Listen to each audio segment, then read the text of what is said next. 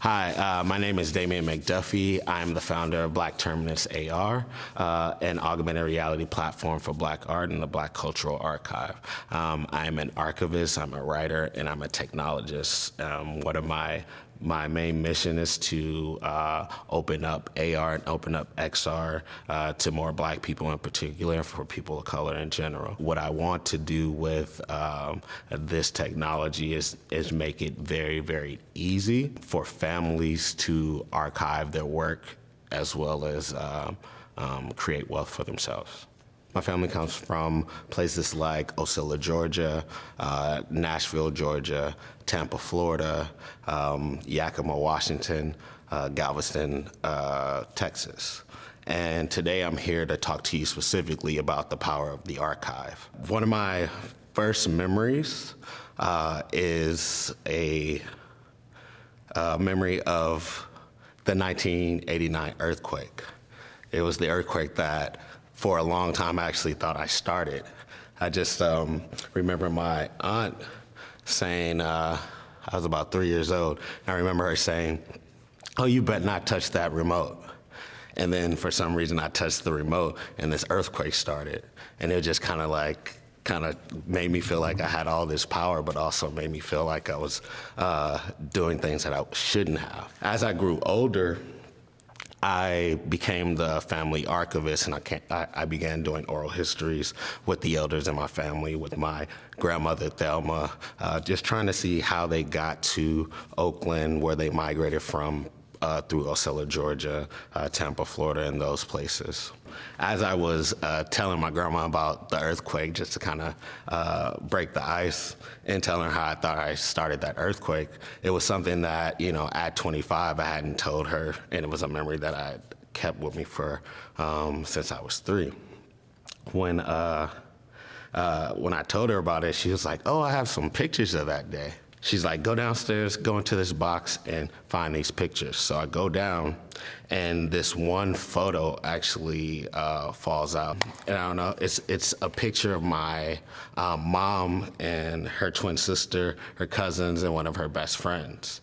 And what I remembered about the picture was that I knew who this person was, but I had never actually met her. I had never seen my mom, Marilyn, as such a vibrant person. She seemed like she had so much agency. She seemed like she had lived another world, and I was very curious to figure out who she was. So in that moment, I just kind of pulled this whole box of photos. It was like, about 300 photos in there.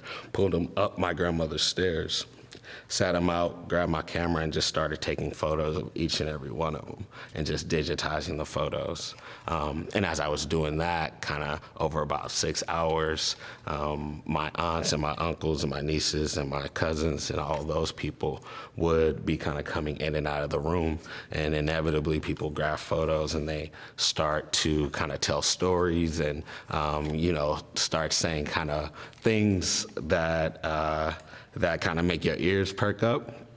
So in my family, there's not a lot of, people hold a lot of stories in their head and they don't really share them, but you always hear these glimpses of them. So I remember as we were going through these photos, came across a photo of my grandfather, Willie.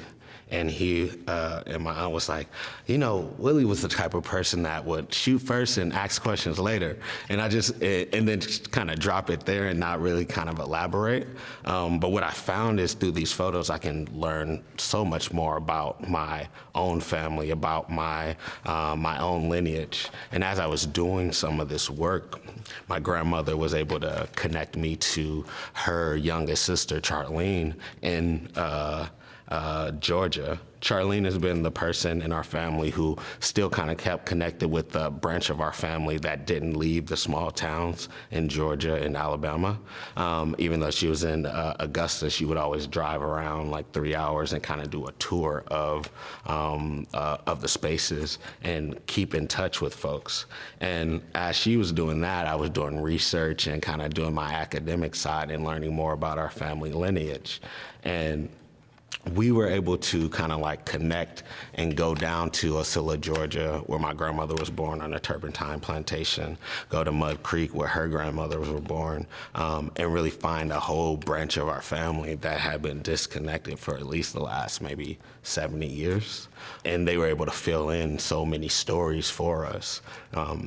And after I was able to get that reaction, I went to Yakima, Washington to kind of research my father's side. And my grandmother at the time, her name's Betty, she had dementia, and she couldn't remember a lot. My father, Charles, didn't know his dad's name, or he couldn't remember it. It had been so long. He had never met him. She forgot his name, and she had forgotten a lot of things about how they migrated from Louisiana up to Yakima, Washington on a train and family and all that. But my experience with my grandmother, Thelma, in Oakland and finding that treasure trove, I knew it was like, there's gotta be something besides these photos that are all over the wall. So I just kind of start going through my grandmother's stuff and pull out this big chest. First, I had to move this machete. It was like a big ass machete to the side. Later learned that she used to just keep that under her pillow when she slept. There's a whole nother story there. But then there was this small chest, and I opened it up, and it had about 100, 125 photos, maybe 2x3s. And they literally had like everything I could possibly ask for. So it had, photos of them the day that they left Louisiana and kind of started their migration experience. It had photos of their life when they moved to Yakima and what did that mean, and kind of working in the valley and all of those things. But then it had a photo of my dad as a baby, and then a small little photo of what was my grandfather's, Purvis Birmingham, somebody I had never seen. I don't think my dad had actually even seen this picture. And it just kind of like allowed me to understand that finding the archive can allow you to figure out those individual Black stories, Black history, because we've spent so much time having to tell all these collective stories, either righting or wrong, or saying, telling our full story to make sure that the correct one is out, as to the detriment of all these individual stories. And as I kind of follow the archive, I've been able to follow more stories of my family kind of all over. And that has led me to kind of figuring out, how do I take all of this research and all of these experiences and all of these stories about family members and not keep it as just in my head, to really take it out and make sure that it's accessible for my sisters and my nieces and all of that. And I kind of found that through augmented reality, taking some of the content, the video and the photos, and really kind of distilling them in different ways to show these long stories in a very short amount of time.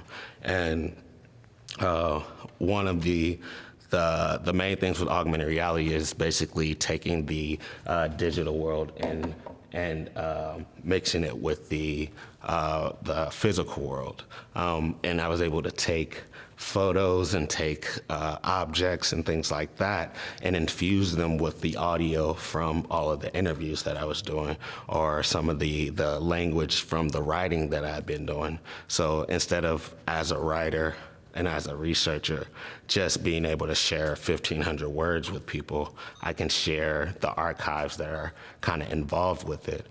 And that kind of led me down this long path of archiving, but also wanting to do it in a way that helped to really kind of like cement community control of the technology. So I developed an augmented reality platform for myself. The idea is to, take some of our family history and use augmented reality as a way to encourage families to, one, take all of those photos out of the attic and out of the basement, digitize them and kind of collect them, because that's the history and that's the value, but really take it and use it for creative means, to create a stream of revenue for your family, or to just, have some fun. So one of the things I did with some of the photos that I found of my grandmother on this thing. These are all photos that I found in that box maybe 10 or 12 years ago. And what I did was I took 100 additional photos from there, and I created an experience where I can share all of these photos in 1 minute instead of having to kind of share them over hours and hours as I did. So it's gonna come open. But the idea is that you're able to include all of the photos, share them in a creative way, and at the same time, kind of encourage people to digitize the photos, because that's the thing that's really important. But it's something that I'm hoping to get more people to get on, so that we can take all of our valuable items and create, more wealth for families and more wealth for people who need it. Thank you.